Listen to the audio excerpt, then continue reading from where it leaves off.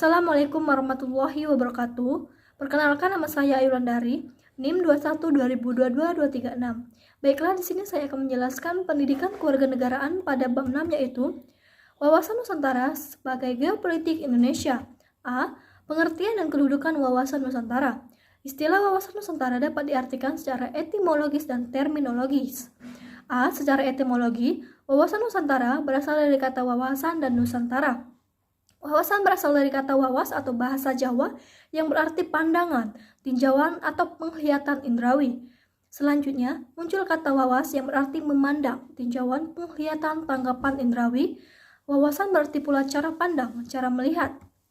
Secara etimologis, kata Nusantara tersusun dari dua kata, yaitu Nusa dan Antara. Kata Nusa dalam bahasa Sangsekerta berarti pulau atau kepulauan. Adapun dalam bahasa Latin, kata Nusa berasal dari kata Nesos yang dapat berarti semenanjung, bahkan suatu bangsa. Secara terminologis, berikut ini wawasan Nusantara menurut beberapa pendapat. 1.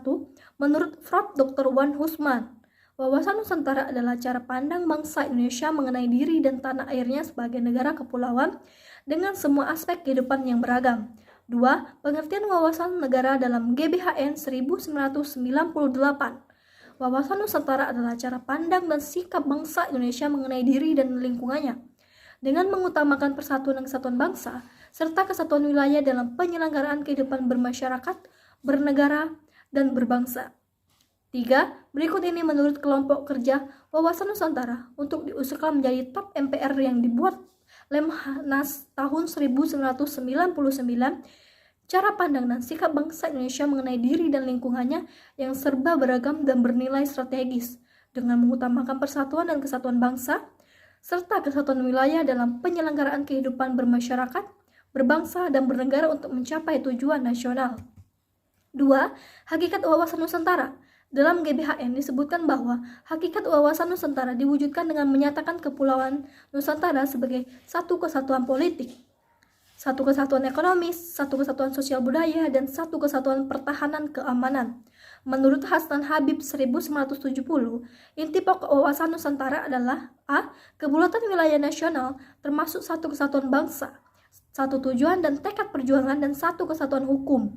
B. Satu kesatuan sosial budaya. C. Satu kesatuan ekonomi. D. Satu kesatuan hankam. 3. Kedudukan wawasan Nusantara.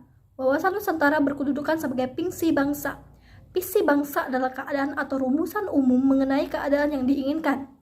Wawasan nasional merupakan visi bangsa yang bersangkutan dalam menuju masa depan. Visi bangsa Indonesia sesuai dengan konsep wawasan Nusantara adalah menjadi bangsa yang satu dengan wilayah yang satu dan utuh pula. C. Latar belakang konsepsi wawasan Nusantara. Latar belakang atau faktor yang mempengaruhi tumbuhnya konsepsi wawasan Nusantara adalah sebagai berikut. A. Aspek historis. B. Aspek geografis dan sosial budaya. C. Aspek geopolitis dan kepentingan nasional. 1. Segi historis atau sejarah. Dari segi sejarah, bangsa Indonesia menginginkan menjadi bangsa yang satu, bersatu, dengan wilayah yang utuh adalah karena dua hal, yaitu A. Kita pernah mengalami kehidupan sebagai bangsa yang terjajah dan terpecah. B. Kita pernah mengalami memiliki wilayah yang terpisah-pisah. Secara historis, wilayah Indonesia adalah wilayah bekas jajahan Belanda atau ex-Hindia Belanda. Wilayah Hindia Belanda yang berbentuk kepulauan merupakan wilayah yang terpisah oleh lautan bebas. D. Wawasan Nusantara sebagai geopolitik Indonesia. 1. Geopolitik sebagai ilmu bumi politik. Geopolitik adalah ilmu yang mempelajari hubungan antara faktor-faktor geografi, strategi, dan politik satu negara, sedangkan implementasinya diperlukan suatu mempelajari hubungan antara strategi yang bersifat nasional. Istilah geopolitik pertama kali diartikan oleh Friedrich Ratzel sebagai ilmu bumi politik atau political geography yang kemudian diperluas oleh Rudolf Kegel menjadi geopolitik. 3. Paham geopolitik sebagai bangsa Indonesia. Bagi Indonesia, geopolitik adalah kebijakan dalam rangka mencapai tujuan nasional dengan memanfaatkan keuntungan letak geografis negara berdasarkan pengetahuan ilmiah tentang kondisi geografis tersebut.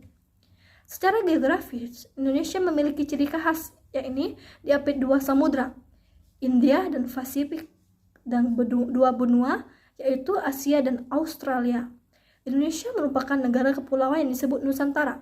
Nusa di antara air sehingga bisa disebut sebagai benua maritim Indonesia. Secara historis, wilayah Indonesia sebelum adalah wilayah bekas jajahan Belanda yang dulunya disebut Hindia Belanda.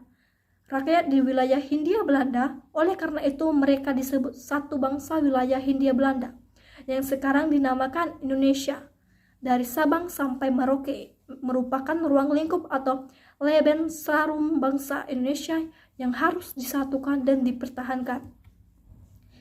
Perwujudan wawasan Nusantara. 1. Perumusan wawasan Nusantara. Konsepsi wawasan Nusantara dituangkan dalam peraturan perundang-undangannya, yaitu dalam ketetapan MPR mengenai GBHN secara berturut-turut. Ketentuan tersebut adalah A. TAP MPR nomor 4 MPR 1973, B. TAP MPR nomor 4 MPR 1978, C. TAP MPR nomor 2 MPR 1983, D. TAP MPR nomor 2 MPR 1988, E. TAP MPR nomor 2 MPR 1993, F. TAP MPR nomor 2 MPR 1998. Dalam ketetapan tersebut dinyatakan bahwa wawasan dalam penyelenggaraan pembangunan nasional dalam mencapai tujuan pembangunan nasional adalah wawasan Nusantara. Wawasan Nusantara adalah wawasan nasional yang bersumber dari Pancasila dan Undang-Undang Dasar 1945. Hakikat dari wawasan Nusantara adalah kesatuan bangsa dan keutuhan wilayah Indonesia. 2. Konsepsi Nusantara dalam Undang-Undang Dasar 1945. Pada saat ini, dengan tidak adanya lagi GBHN, maka rumusan wawasan Nusantara menjadi tidak ada. Walaupun demikian, sebagian konsepsi politik ketatanegaraan Republik Indonesia, wilayah Indonesia yang berciri Nusantara kiranya tetap dipertahankan. Artinya, Nusantara merupakan ciri kewilayahan negara Indonesia.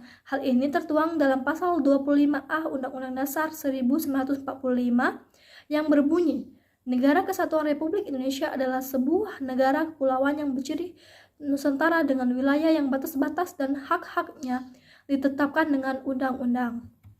3. Batas wilayah Negara Kesatuan Republik Indonesia. Berdasarkan Undang-Undang Nomor 6 Tahun 1996 tentang perairan Indonesia bahwa Indonesia merupakan negara kepulauan.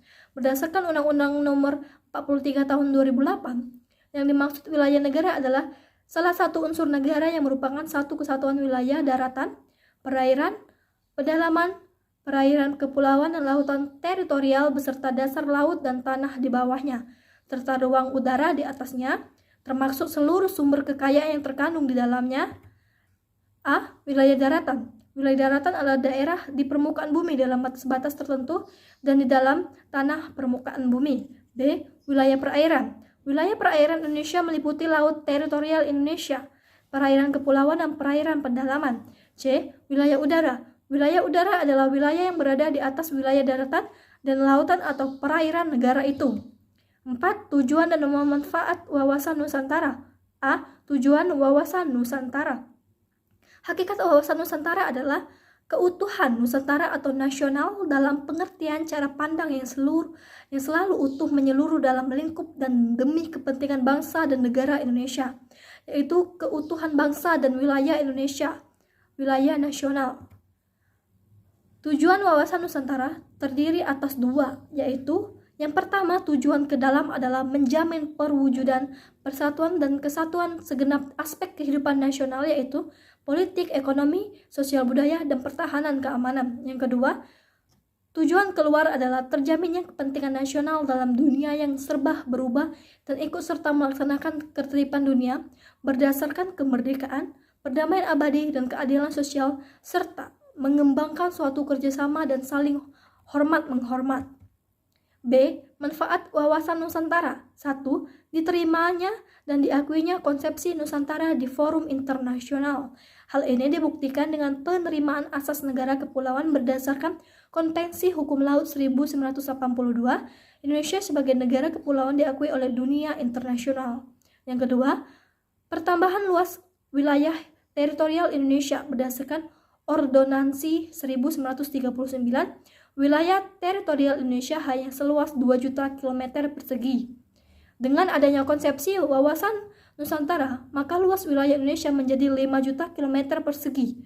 sebagai satu kesatuan wilayah. Yang ketiga, pertambahan luas wilayah sebagai ruang lingkup memberikan potensi sumber daya yang besar bagi peningkatan kesejahteraan rakyat. Sumber daya tersebut terutama sumber minyak yang ditemukan di wilayah teritorial dan landas kontinen Indonesia. Manfaat wawasan Nusantara. Yang keempat, penerapan wawasan Nusantara menghasilkan cara pandang tentang keutuhan wilayah Nusantara yang perlu dipertahankan oleh bangsa Indonesia. Dan yang kelima, wawasan Nusantara menjadi salah satu sarana integrasi nasional, misalnya tercermin dalam semboyan Bhinneka Tunggal Ika.